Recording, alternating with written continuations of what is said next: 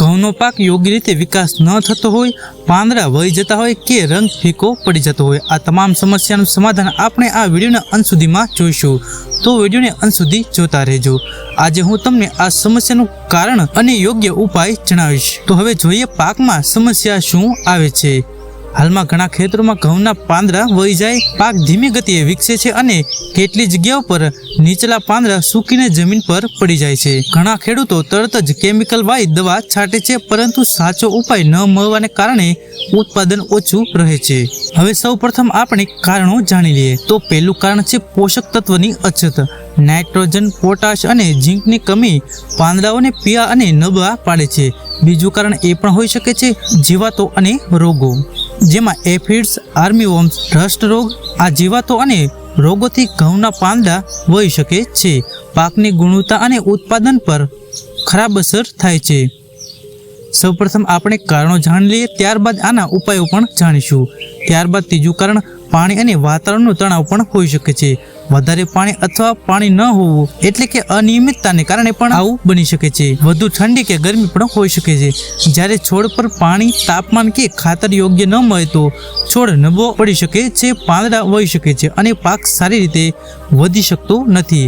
હવે ત્યારબાદ ઉપાયની વાત કરીએ તો ઘઉંમાં ખાતર અને પોષણ કઈ રીતે કરવું તે જોઈએ। સૌપ્રથમ ઘઉંનું બિયારણ જ્યારે તમે વાવો ત્યારે સર્ટિફાઈડ થયેલું ઘઉંનું બિયારણ વાવવું જોઈએ અને ડીએપી 100 થી 120 કિલોગ્રામ પ્રતિ હેક્ટર દીઠ નાખવું જોઈએ। જ્યારે છોડમાં નવા શાખા અને પાંદડા દેખાય ત્યારે યુરિયા ખાતર છાંટવું, એ પણ 50 થી 60 કિલોગ્રામ પ્રતિ હેક્ટર દીઠ।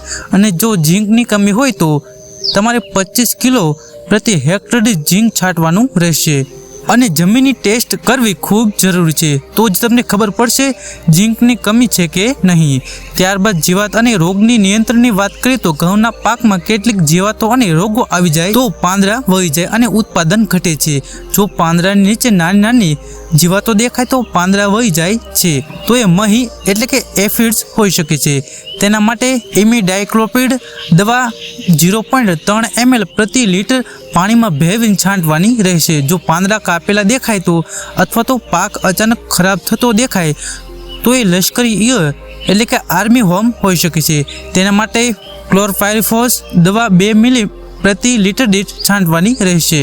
જો પાંદડા પર ભૂખરા કે કથ્થઈ રંગના દાગ દેખાય તો એ રસ્ટ રોગ હોઈ શકે છે। તેના માટે મેન્કોઝોબ અથવા તો પ્રોપીકોનાઝોલ દવા છાંટવાની રહેશે। ત્યારબાદ જોઈએ સિંચાઈ અને ખેતરની સાચવણી। ઘઉંના પાકને સામાન્ય રીતે 3 થી 4 વખત પાણી આપવાનું હોય છે। પહેલું, જ્યારે છોડ જમીન પરથી સારી રીતે ઊભો થઈ જાય ત્યારે। બીજું, જ્યારે છોડના નવા પાંદડા અને શાખાઓ નીકળે ત્યારે। અને ત્રીજું, ફૂલ આવવાની તૈયારી હોય ત્યારે। અને ચોથું, દાણા ભરાવાના સમયે। ખેતરમાં પાણી ભરાવ ન થવો જોઈએ, નહીંતર મૂળ સડી જાય છે, પાણી નીકળી જાય તેવી વ્યવસ્થા રાખવી। ખેડૂત ભાઈઓએ ખેતરની નિયમિત દેખરેખ રાખવી। પાકને રોજ નહીં પરંતુ સપ્તાહે એકવાર જરૂર જોઈ લેવો। સપ્તાહે એકવાર ખેતરમાં ફરી આવો। જો પાંદડા પીળા દેખાય, જો પાંદડા વહેલ દેખાય તો તરત જ તપાસો ખાતરની કમી છે કે નહીં, કોઈ જીવાત દેખાય છે કે નહીં, તે સમયસર ધ્યાન આપશો તો મોટું નુકસાન ટળી શકશે। ખેડૂત ભાઈઓએ એક વાત ખાસ ધ્યાન રાખવાની રહેશે, એક સાથે વધારે દવા ન છાંટશો, જરૂર વગર દવા ન કરો।